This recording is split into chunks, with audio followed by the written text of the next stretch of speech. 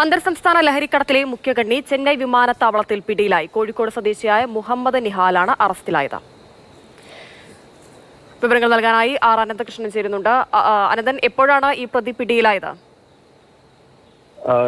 ഇന്നലെയാണ് മുഹമ്മദ് നിഹാൽ വിദേശത്ത് നിന്ന് ചെന്നൈ വിമാനത്താവളത്തിലെത്തിയത്. ലുക്കൌട്ട് നോട്ടീസിനെ തുടർന്ന് വിമാനത്താവള അധികൃതർ തടഞ്ഞു വെക്കുകയായിരുന്നു. പാറശാല പോലീസ് ഇയാളെ കസ്റ്റഡിയിലെടുത്തു. ഇപ്പോൾ പാറശാല സ്റ്റേഷനിലെത്തിച്ച് അറസ്റ്റ് രേഖപ്പെടുത്തിയിട്ടുണ്ട്. ഓഗസ്റ്റിൽ രണ്ട് തിരുവനന്തപുരം സ്വദേശികൾ പാറശാല പോലീസിന്റെ പിടിയിൽ MDMA-യുമായിട്ട് പിടിയിലായി.